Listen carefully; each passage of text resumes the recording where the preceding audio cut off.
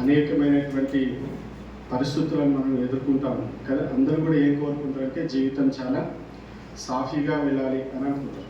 ఎవరు కూడా సమస్యలు కావాలని ఎవరు కూడా కోరుకోరు. కానీ దేవుని వాక్యంలో కానీ మనం ఆలోచించినట్లయితే ఎక్కడ కూడా దేవుడు మన జీవితం చాలా ఇట్లా ఏమంటే మామూలు లోక మాట పూలబాట కాదు అని, పూలబాట కాదు కదా. దేవుడు ఎక్కడ కూడా మీ జీవితము పూలబాట అని దేవుడు ఎక్కడ కూడా చెప్పలేదు. మీరు ఇరుకు ద్వారమున ప్రవేశించండి అని అంటారు కదా. మీరు ఇరుకు ద్వారమున ప్రవేశించుడి అని దేవుడే చెప్తారు. మనం వెళుతున్నటువంటి మార్గం చాలా ఇరుకైనటువంటి మార్గం. అయితే ఆ మార్గంలో వెళ్ళాల్సిందే, మనకు వేరొక దారి లేదు, మనకు వేరొక ఆప్షను లేదు. జనరల్గా మనం ఏం ఆశపడతామనంటే ఏదైనా సమస్య వచ్చిందనుకో, ఈ సమస్య రాకపోతే బాగుండు ఎవరికైనా అనిపిస్తుంది. కానీ మనిషి జీవితంలో 3 పీస్ ఉంటాయట ఖచ్చితంగా. పీస్ అంటే పిఏసి కాదు, 3 పీస్. ఒకటి, మనిషి జీవితంలో ప్రెషర్స్ ఉంటాయట. ఏముంటాయి? ప్రెషర్స్ అంటే ఒత్తిళ్ళు ఉంటాయి. ఒత్తిళ్ళు ఉన్నాయా? ఏదో రకమైనటువంటి ఒత్తిళ్ళు ఉంటాయి. రెండోది ప్రాబ్లమ్స్ ఉంటాయి. సెకండ్ పే ఏంటిది? ప్రాబ్లమ్స్ ఉంటాయి. మూడోది పెయిన్స్ ఉంటాయి. ఏముంటాయి? పెయిన్స్. ప్రెషర్స్ ఉంటాయి, ప్రాబ్లమ్స్ ఉంటాయి, పెయిన్స్ ఉంటాయి. It's a part of life కదా. అయితే ఇటువంటివి వచ్చినప్పుడు మనం ఏ విధంగా ప్రతిస్పందించాలి, లేదా ఇటువంటివి వచ్చినప్పుడు మనం ఏ విధంగా ముందుకి వెళ్ళాలి? అలాంటి పరిస్థితులలో మనకి ఏం కావాలంటే జ్ఞానం కావాలి. ఏం కావాలి? జ్ఞానం కావాలి. ఏ జ్ఞానము? లోక జ్ఞానం కాదు. అర్థమవుతుంది? ఏ జ్ఞానం కావాలి? దైవికమైన జ్ఞానం కావాలి. జ్ఞానమునకు మనం ఏంటిది జ్ఞానం అని ఆలోచిస్తే సామెతల గ్రంథంలో 1వ అధ్యాయం 7వ వచనం ఒకసారి చూడండి. సామెతల గ్రంథం 1వ అధ్యాయం 7వ వచనం.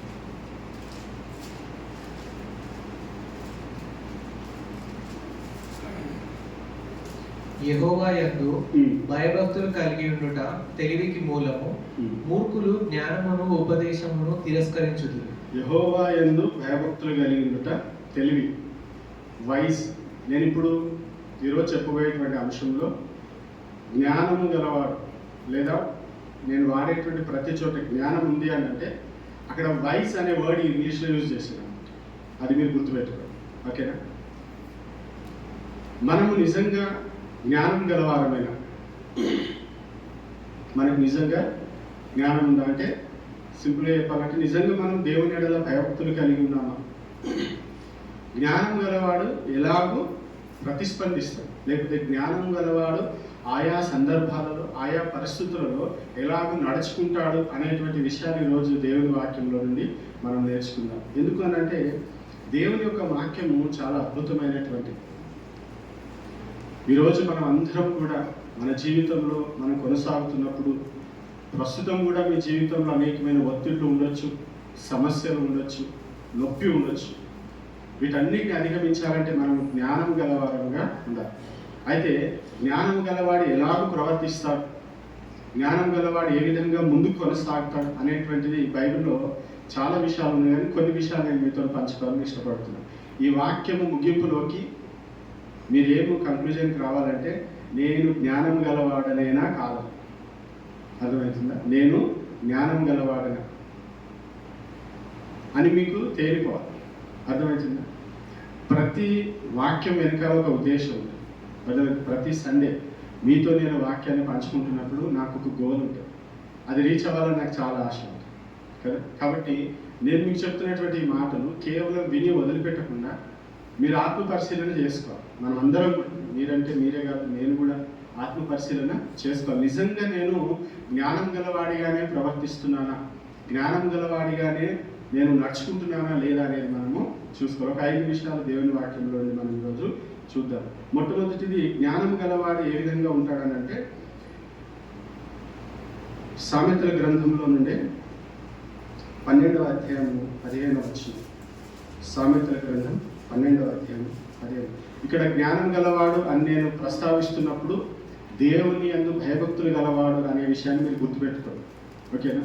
దేవుని యందు భయభక్తులుగానే నడుచుకుంటున్నటువంటి వాడు అని దాని యొక్క అర్థం.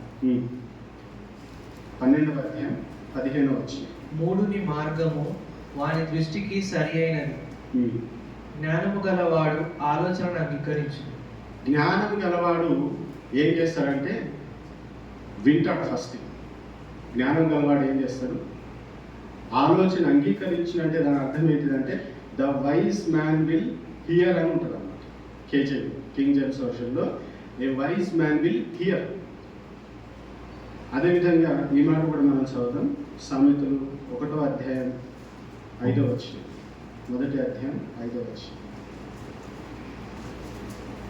జ్ఞానము గలవాడు విని పాండిత్యము వృద్ధి చేసుకొనును, వివేకము గలవాడు ఆలకించి నీతి సూత్రములను సంపాదించుకొను. జ్ఞానము గలవాడు విని పాండిత్యము వృద్ధి చే వైస్ మ్యాన్ విల్ హియర్ అని. ఇంకా 12వ అధ్యాయం 15వ వచనంలో వైస్ లిసన్ టు అదర్స్ అంటే జ్ఞానము గలవాడు ఇతరులు చెప్పేది వింటాడు. చూడండి, ఇంతకుముందు నేను మీకు ఒకసారి చెప్పాను, హియర్కి లిజన్కి తేడా ఉంది కదా. హియరింగ్ లిజనింగ్కి తేడా. హియరింగ్ అని అంటే ఇప్పుడు మీరు చాలా సౌండ్స్ వింటున్నారు, అది వాలంటరీగా చేసేది కాదు. అర్థమైంది? అంటే నేను వినాలనుకుంటున్నా కాబట్టి వింటున్నా కాదు. నువ్వు ఇష్టపడకపోయినా అవి మీ చెవులోకి చొచ్చుకొని వస్తాయి అంతే. ఫ్యాన్ శబ్దం మీరు వినాలనుకుంటున్నారా కానీ వినిపిస్తుంది కదా. దాన్ని మనము ఏమంటాం దాన్ని మనం హియరింగ్ కదా. హియరింగ్ ఇంపేర్డ్ అనే వర్డ్ వాడతారు కదా, అంటే చెవి సరిగా. లిసనింగ్ వేరు. లిసనింగ్ అని అంటే మనము ఇష్టపూర్వకంగా వాలంటరీగా యాక్టివ్గా కాన్సన్ట్రేషన్తో ఎదుటి వ్యక్తి చెప్పేటువంటి ఆ యొక్క సందేశం, ఆ యొక్క మాటల యొక్క అర్థాన్ని నేను తెలుసుకోవాలి అని మనసు పెట్టి వినడం. మీరు ఎంతమంది వాక్యాన్ని వింటున్నారు? ఏమో మీరు ఎంతమంది వాక్యాన్ని కరెక్ట్గా వింటున్నారు? లిసనింగ్ అని అంటే పూర్తిగా మీ దృష్టి దేని మీద ఉండాలి? ఎదుటి వ్యక్తి చెప్పేటువంటి మాటల మీద దృష్టి పెట్టి. కాబట్టి జ్ఞానం గలవాడు ఏం చేస్తాడట? వింటాడు కదా.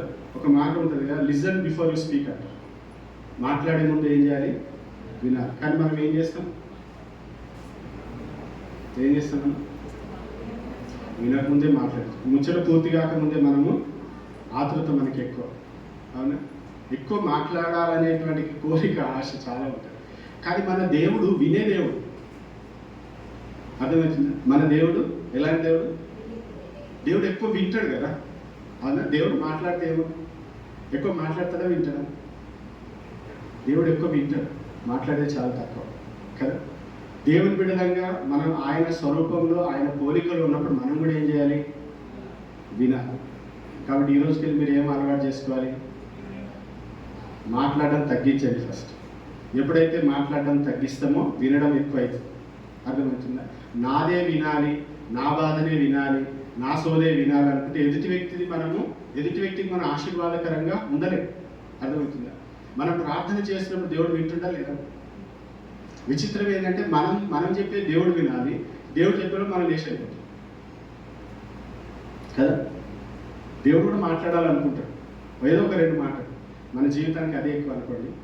ఏదో ఒక 2 ముచ్చట్లు దేవుడు చెప్పాలని, అది కూడా మనం వినడానికి ఇష్టపడాలి. అంటే మనకు అలవాటు తప్పిపోతుంది. నేను చాలా మంది అడుగుతాను, దేవుని దగ్గర మనం ప్రార్థన చేసిన వెంటనే లేచి వెళ్ళిపోవడం కాదు. ఆయన చెప్పేది కూడా కొంచెం వినండి, దేవుడు చెప్పేది కూడా కొంచెం వినండి. అర్థమవుతుందా? నీ ఇరుగు పొరుగు వారు చెప్పేది కొంచెం వినండి. అర్థమవుతుందా? నువ్వు నిజంగా జ్ఞానం గలవాడు అయితే, నిజంగా దేవుని భయభక్తులు కలిగి ఉంటే నువ్వు ఏం చేస్తావు? జ్ఞానం గలవాడు వింటాడు కదా. విని ఏం చేస్తాడట? పాండిత్యం వృద్ధి చేసుకుంటాడు. ఇన్ కేసు ఒకవేళ విని దాని నుండి ఏమైనా పొందుకునేది ఉంటే, లేదా వినడం ద్వారా ఇతరులకి మనం ఆశీర్వాదకరంగా ఉండదు. జస్ట్ వినడం. కౌన్సిలింగ్ గురించి మీరు చాలాసార్లు వినే ఉంటారు కదా. కౌన్సిలింగ్ సెంటర్లో ఏమైతుంది తెలుసు? ఎక్కువ వాళ్ళు కేవలం వినడానికి పైసలు తీసుకుంటారు తెలుసా. వాళ్ళు కేవలము వినడానికి. వాళ్ళే కాదు, లాయర్స్ కూడా అంతే.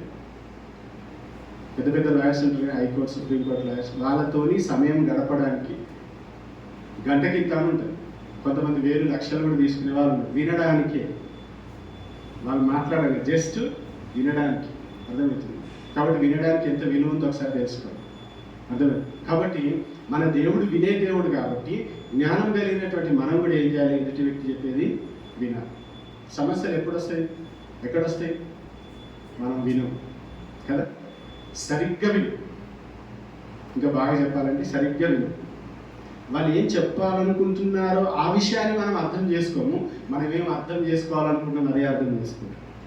అది నేను చాలాసార్లు ఎక్స్పీరియన్స్ అయ్యాను. నేను ఒకటి చెప్తాను, మీకు ఒకటి అర్థం. వాక్యం అంతా అయిపోయిన తర్వాత మీకేం అర్థమైందంటే మీది మీకే ఉంటుంది. అంటే మీరు ఎట్లా వింటున్నారు? అర్థమవుతుందా? నేను ఏం చెప్పాలనుకున్నా అదే ఎగ్జాక్ట్గా మీకు అర్థమవుతుందా? నేనేం సందేశం ఇవ్వాలనుకున్నా నా మాట వెనకాల ఉండేటువంటి భారం, నా మాట వెనకాల ఉండేటువంటి ఒక ఉద్దేశాన్ని మీరు ఎగ్జాక్ట్గా అర్థం చేసుకుంటున్నారా? కరెక్ట్గా వినేవాడు ఎగ్జాక్ట్గా అర్థం చేసుకుంటాడు. అర్థమవుతుంది? కాబట్టి జ్ఞానం గలవాడు ఏం చేస్తాడు? వింటాడు. మీరు గమనించి ఎదుటి వ్యక్తి మనం చెప్తున్నప్పుడు వాళ్ళు అర్థం చేసుకుంటుంటే మనకు కలిగే సంతోషమే వేరు. హల్లెలూయా. ఎక్స్పీరియన్స్ అయింది ఎప్పుడైనా? మనం చెప్పే విషయాలు మనం చెప్పడానికి ముందే వాళ్ళకి అర్థమైపోతుంటే మనకు చాలా సంతోషం అనిపిస్తుంది. అది ఎంత చక్కగా వింటున్నాడు ఆయన. అర్థమవుతుందా? నీ ఎక్స్ప్రెషన్ కావచ్చు, నీ మాట తీరు కావచ్చు, నీ బాధ కావచ్చు, నీ ఉద్రేకం కావచ్చు, నీ సంతోషం కావచ్చు, ఆయన ప్రతిదీ కూడా నీ మీదనే 100% కాన్సన్ట్రేషన్ పెట్టి వింటున్నాడు. కాబట్టి జ్ఞానం గలవాడు ఏం చేస్తాడు? వింటాడు.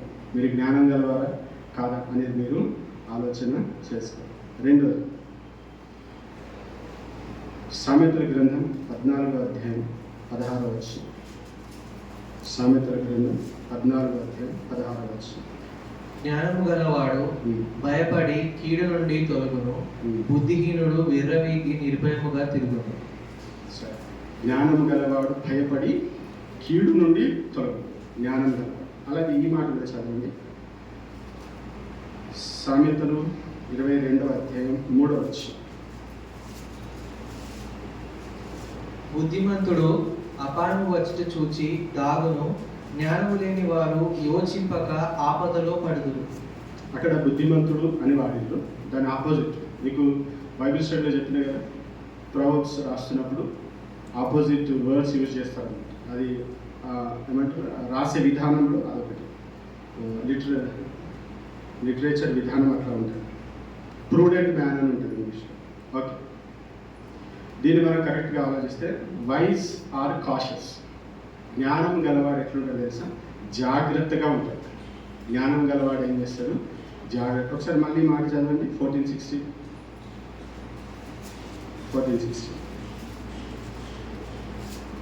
జ్ఞానము గలవాడు భయపడి కీడు నుండి తొలుగును. ఆపోజిట్ చూడండి ఎట్లుంటాడు. బుద్ధిహీనుడు విర్రవీగి నిర్భయముగా తిరుగును. విర్రవీగి నిర్భయంగా తిరిగేవాడు బుద్ధిహీనుడు. వైజ్ మ్యాన్ ఎవరు ఎట్లుంటారు? జాగ్రత్తగా ఉంటారు. మీరు జాగ్రత్తగా ఉంటున్నారా?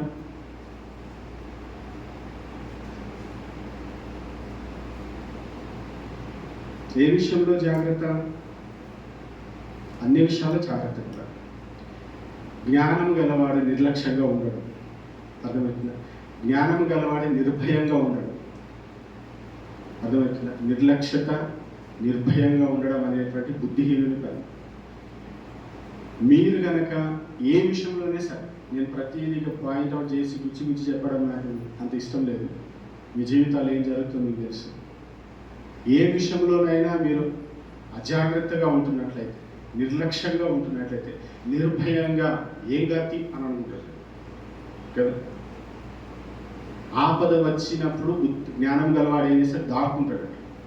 దాక్కోవడం అనేటువంటి పిరికితనంగా, దాక్కోవడం అనేటువంటి జ్ఞానం కలిగినటువంటి కాదు. కరోనా టైంలో ఏం చేసి మీరు అంతా ఒక విధంగా చెప్పినట్టు దాక్కున్నారు కదా. దమ్ముంటే రెండు రోడ్డు మీదకి అందరికీ కావాలి. వచ్చిందా గేట్ దాటలేదు. అవునా? ఎవరిని రానియలే, మనం ఎక్కడికి పోలేదు. అదే అది పిరికితనం కాదు. అర్థమవుతుందా? కాబట్టి జ్ఞానం కలిగిన వాడు ఏం చేస్తాడు? జాగ్రత్తగా ఉంటాడు. మనము చాలా విషయాలు అజాగ్రత్తగా ఉంటున్నాం. మనం చేసే పనులు కావచ్చు, మన జీవిత విధానం కావచ్చు, డబ్బులు కావచ్చు, మీ సమయం కావచ్చు, చాలా విషయాలు మీరు నిర్లక్ష్యంగా ఉంటుండ్రు, నిర్భయంగా ఉంటుండ్రు, భయం లేకుండా ఉంటుండ్రు. జాగ్రత్త, భయపడతలేరు మీరు. జ్ఞానం గలవాడు ఏం చేస్తారు తెలుసా? భయం కలిగింది కదా, దేవుని ఎడల భయము భక్తి.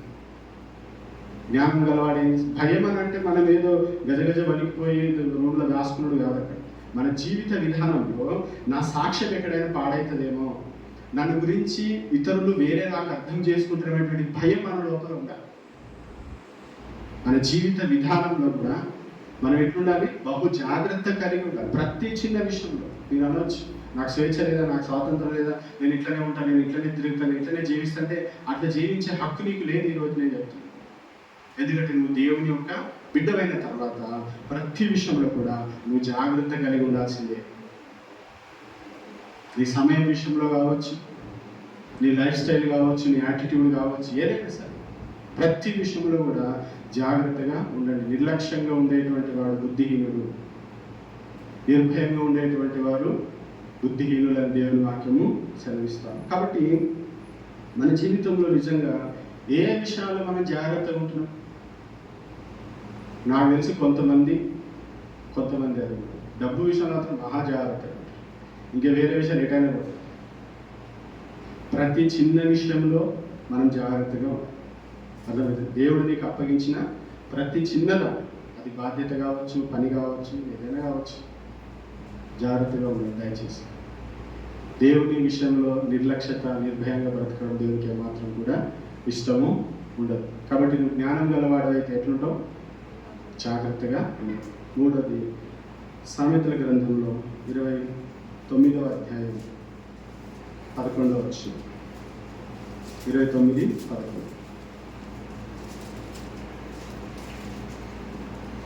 బుద్ధిహీనుడు తన కోపమంతా కనుపరచును, జ్ఞానము గలవాడు కోపము అణుచుకొని దానిని చూపకుండును. ఎంత భాషది? 29. బుద్ధిహీనుడు ఏం చేస్తారట? తన కోపమంతా కనబరుస్తాడు. జ్ఞానం గలవాడు కోపమును అణుచుకొని దాన్ని చూపు. ఇంగ్లీష్లో మంచి మాట, ఆయన హోల్డ్ బ్యాక్ చేస్తాడు, అంటే ఆ కోపాన్ని తన అదుపులో పెట్టుకుంటాడు. జ్ఞానం గలవాడు ఏం చేస్తాడు? కోపమును అదుపులో పెట్టుకుంటాడు, లేదా కోపాన్ని అణుచుకుంటాడు. కోపం రావడం అనేటువంటిది అది బలహీనతకు నిదర్శనం, తెలుసా? కోపం రావద్దని కాదు, కోపం రావాలి. కోపం అనేది మన యొక్క ఏమంటారు, మనిషి అన్నప్పుడు కోపం వస్తుంది డెఫినెట్గా కదా, అది మన జీవితంలో ఒక భాగం. కానీ చాలాసార్లు మన కోపము పనికిరాని కోపమై ఉంటుంది. మనకు వచ్చే ఒత్తిడిని బట్టి, ప్రెషర్స్ని బట్టి, ప్రాబ్లమ్స్ని బట్టి, పెయిన్ని బట్టి కొన్నిసార్లు మనకు కోపం వస్తుంది. అట్లాంటి అప్పుడు మనం ఏం చేయాలి? కోపాన్ని పంచుకుంటామా? బర్స్ట్ అయిపోతాం. ఎంత కంట్రోల్ చేసుకుంటారు మీరు కోపాన్ని? ఎంత మట్టుకు వచ్చుకోవాలి? దేవుడు మనలో సహనాన్ని పెంచడానికి, మనలో దీర్ఘశాంతం తీసుకురావడానికి దేవుడు ఏం చేస్తాడు? కొన్నిసార్లు ప్రెషర్స్ వస్తూ ఉంటే, ఒత్తిడి వస్తూ నానా హంగామా చేసేస్తాం.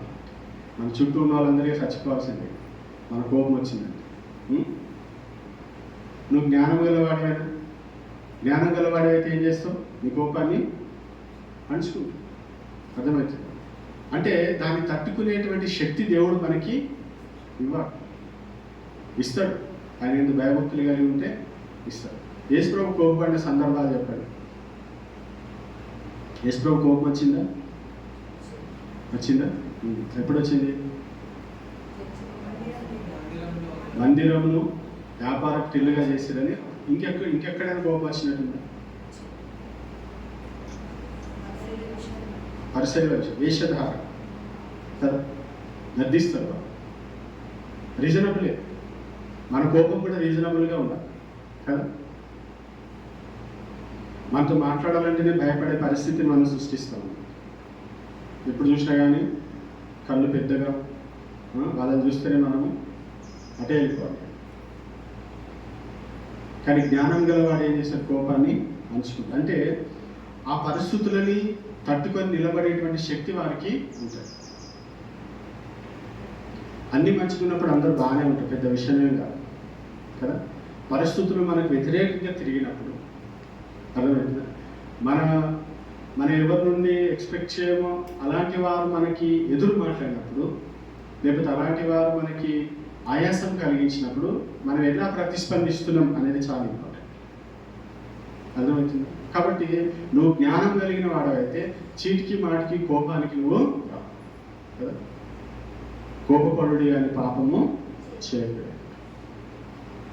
కోపగించినప్పుడు మనం ఎట్లుండాలి, నిదానించి వారమే ఉండాలి కదా. కోపం త్వరగా రావద్దు మనకి. ఎందుకు? మనలో ఎవరున్నారు? యేసుప్రభు కదా.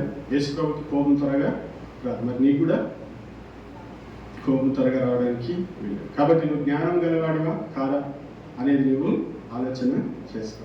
తర్వాత 4 సామెతల గ్రంథంలో 24వ అధ్యాయం 5వ వచనం. 24:5. జ్ఞానము గలవాడు బలవంతుడుగా నుండును, తెలివి గలవాడు శక్తిమంతుడుగా నుండును. A wise man is strong. King James Version. A wise man is strong. నువ్వు జ్ఞానం గలవాడి అయితే నువ్వు ఎట్లుంటావు? బలవంతుడిగా ఉంటావు. స్ట్రాంగ్ మ్యాన్, స్ట్రాంగ్ ఉమెన్ ఉన్నారా? స్ట్రాంగ్, ఫిజికల్లీ స్ట్రాంగ్ ఉండాలి, మెంటల్లీ స్ట్రాంగ్ ఉండాలి, స్పిరిచువల్లీ స్ట్రాంగ్. ఫిజికల్లీ ఎందుకు స్ట్రాంగ్ ఉండాలంటే నువ్వు దేవుని పని చేయడానికి నీ శరీరం కావాలి.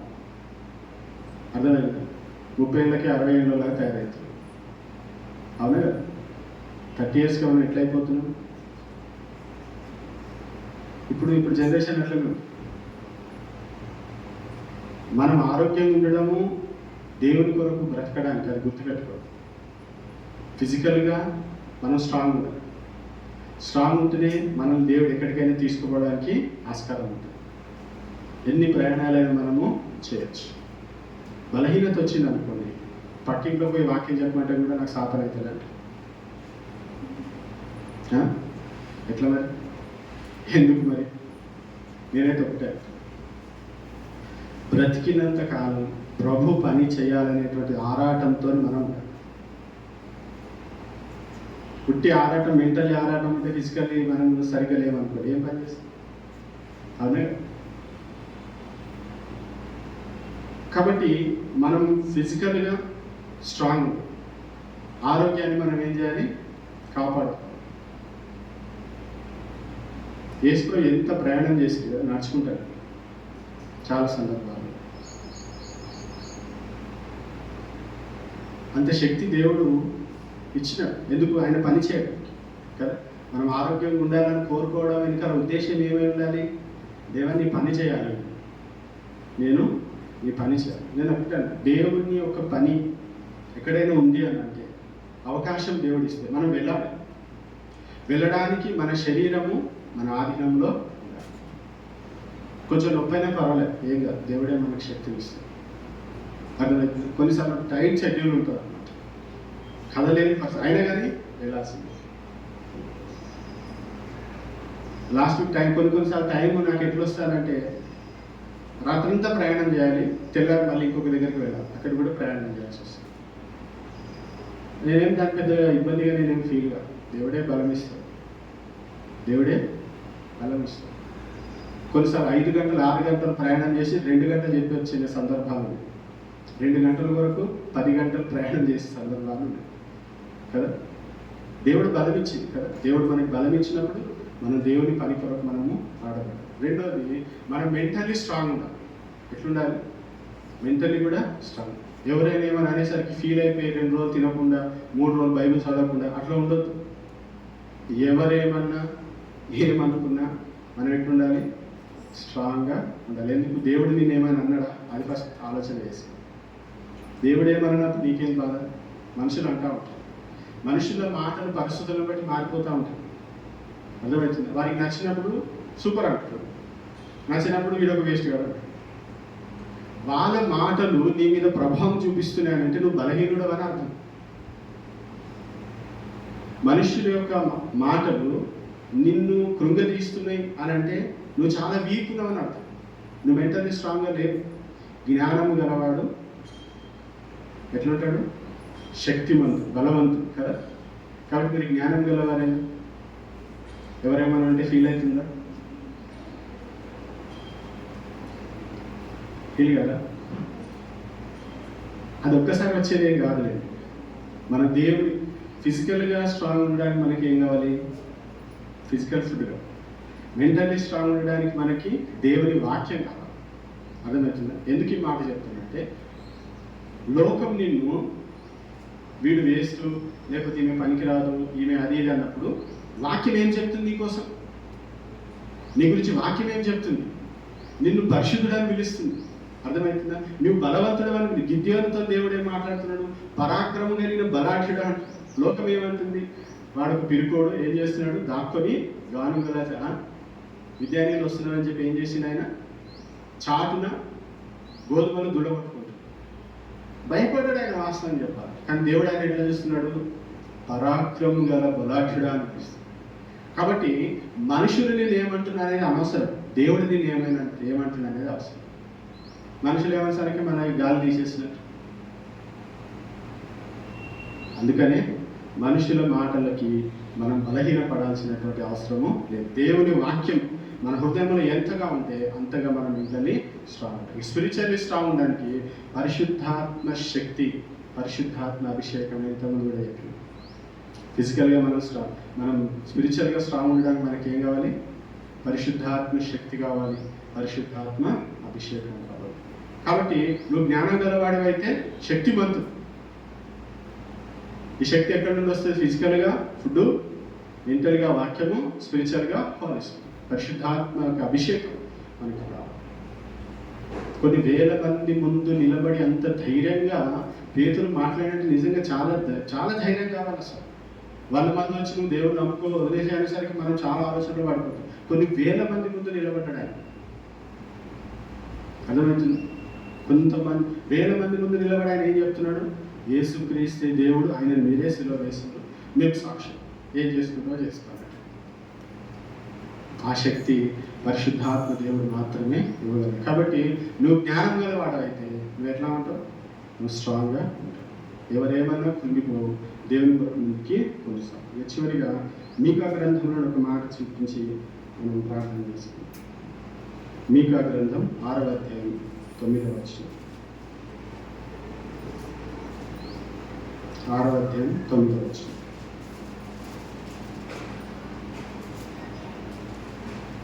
ఆలకించుడి, యెహోవా పట్టణమునకు ప్రకటన చేయుచున్నాడు. జ్ఞానము గలవాడు నీ నామమును లక్ష్యపెట్టును. శిక్షణ గూర్చిన వార్తను, శిక్షను నిర్ణయించిన వారిని గూర్చిన వార్తను ఆలకించుడి. జ్ఞానం గలవాడు ఏం చేస్తాడంటే ఆయనను లక్ష్య పెడతాడు. ఆయన నామం అంటే ఆయనను లక్ష్య పెడతాడు.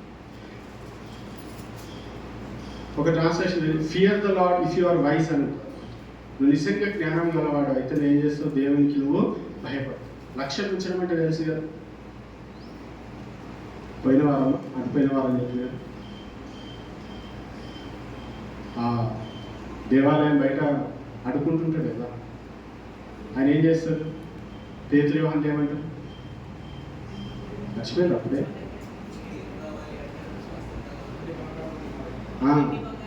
మా తట్టు చూడండి, వారి యందు లక్ష్యం ఉంచారని అంటున్నాడు. అంటే ఆశతో ఎదురు చూస్తున్నాడు. ఒక కట్ట తీస్తాడు కావచ్చు అని. అర్థమైతే ఆశతో చూడ, లక్ష్య పెట్టడం అని అంటే ఆయన వైపే చూడ. జ్ఞానం గలవాడు దేవుని వైపే చూస్తాడు. హల్లెలూయా. నువ్వు జ్ఞానం గలవాడైతే ఆయన ఎందే లక్ష్యం ఉంచుతావు, అటు ఇటు పెట్టవు. నీ కాన్సన్ట్రేషన్ అంతా ఆయన మీదనే. అర్థమవుతుంది? ఆయన లక్ష్యం ఉంచడం అంటే ఆయన మీదనే. ఒక విధంగా చెప్పాలంటే ఆధారపడు. జ్ఞానం గలవాడు ఆయన మీదనే ఆధారపడతాడు, ఆయన వైపే చూస్తాడు. నిజంగా మీరు జ్ఞానం గలవారైతే ఎలాంటి పరిస్థితుల్లో అయినా సరే ఆయనందే లక్ష్యం ఉంచాలి. ఆయన వైపే చూడండి. 100 మంది ఉండొచ్చు మనల్ని ఆకర్షించేవారు. మన లక్ష్యం ఎక్కడ ఉండాలి? దేవుని మీద ఉండాలి. నువ్వు జ్ఞానవంతుడు అనడానికి నిదర్శనం అది. అర్థమవుతుందా? మన ఫ్రైడే నేను దేవుని వాక్యం విన్నాను. 38 ఏళ్ల నుండి పడిన వ్యక్తి యేసు మీద లక్ష్యం ఉంచాడు. ఎక్కడ చూస్తున్నాడు ఆయన? ఎత్తేసిన ఫోన్ ఇటు వైపు చూస్తున్నాడు. అయ్యో ఎవరు లేరు నాకు సాయం చేయడానికి. నువ్వు ఎవరి మీద లక్ష్యం ఉంచాలి? దేవుని మీద లక్ష్యం ఉంచాలి. నువ్వు జ్ఞానవంతుడు అయితే ఆయన నువ్వు లక్ష్యం ఉంచావు. కాబట్టి దేవుని మీద దేవుని వాక్యం చాలా స్పష్టంగా చెప్తుంది. జ్ఞానం గలవాడు ఎవరు అంటే దేవుని ఎరిగిన వాడే జ్ఞానం గలవాడు. అర్థమవుతుందా? ఈ లోకంలో మీరు ఎన్ని పిహెచ్డీలు చేసినా, ఎంత పెద్ద పెద్ద యూనివర్సిటీస్లో మీరు పట్టాలు తెచ్చుకున్నా అది జ్ఞానం కింద పనికి రాదు. యేసుని ఎరిగిన వాడే జ్ఞానం గలవాడు. జ్ఞానం గలవాడు ఈ విధంగా ఉండాలి. ఇప్పటివరకు చెప్పిన విధంగా ఉండాలి. ఏం చెప్పిన ఒకసారి మళ్ళీ చెప్పండి. జ్ఞానం గలవాడు ఏం చేస్తాడు? వింటాడు. రెండోది జ్ఞానం గలవాడు జాగ్రత్తగా ఉంటాడు, నిర్లక్ష్యంగా నిర్భయంగా ఉంటాడు. మూడోది జ్ఞానం గలవాడు కోపాన్ని పంచుకుంటాడు. నాలుగోది జ్ఞానం గలవాడు స్ట్రాంగ్గా ఉంటాడు, బలవంతుడిగా ఉంటాడు. ఐదోది జ్ఞానం గలవాడు ఆయన ఎందే లక్ష్యం. ఇప్పుడు మీరు ఆలోచన చేసుకోండి. మీరు జ్ఞానం గలవారైనా అజ్ఞానుగా బుద్ధిహీనుగా అనేది ఆలోచన చేసుకొని, జ్ఞానులైతే దేవునికి స్తోత్రం. ఒకవేళ ఎక్కడైనా బుద్ధిహీనంగా ఉన్నట్లయితే ప్రభుత్వంలో మనం ప్రార్థన చేసుకోం. అందరం కూడా తలలు వంచి ప్రార్థన చేసుకోండి.